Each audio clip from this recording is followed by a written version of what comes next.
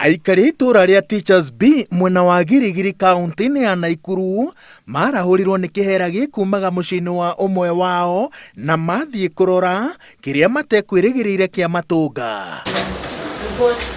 Mĩĩrĩ ya Mole na Kinyi, mũtumia wa ũkũrũ wa mĩaka 32 na ciana ciake 3 cia mĩaka 10, 6 na mwaka ũmwe. Ilikuwa kitu saa moja, tulimkosa from Wednesday.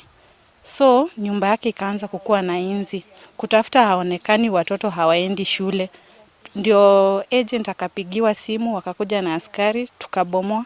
Kuingia ndani tukampata amejinyonga, alikuwa amevaa gunia, amejinyonga. Watoto ni kama aliwapea sumu. And when they entered the house they found 4 bodies, 3 of children and 1 of an adult lady called Molena Kinyi, age 32 years. Maafitha borithi mamenyithio makinyire orĩo na marukia mũrango makora mwĩrĩ wa Akinyi ũcunjurĩte, who was hanging along the corridor, and it seems she hanged herself using a rope. Ciana ciake cigũkomete ũrĩrĩ-inĩ ciothe cirĩ na mũhũyũ kanua, ũndũ ũrĩa ũtũmĩte borithi mekwĩra ciraheirwo thumu. Watoto ni kama aliwapea sumu juu walikuwa wanatoka damu kwa mdomo na pia huku chini. And the 3 kids were lying dead on the bed.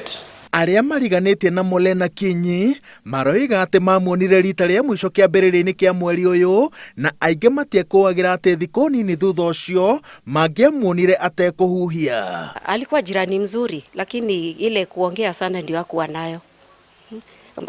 Ni salamu tu, watu wasalimiane, umeshindaje, umeendapi, hivyo hivyo, lakini sio ile ya kiundani sana. Amekuwa mama mpole, mambo yake kujua imekuwa ni ngumu. Hakuwa amesema kuna shida yote, kwa hiyo pesi tumeshtuka na tumeshangaa. Investigation have started and ongoing to unravel what transpired, so that we can be able to know whether it is truly the suicide or we can rule out the suicide.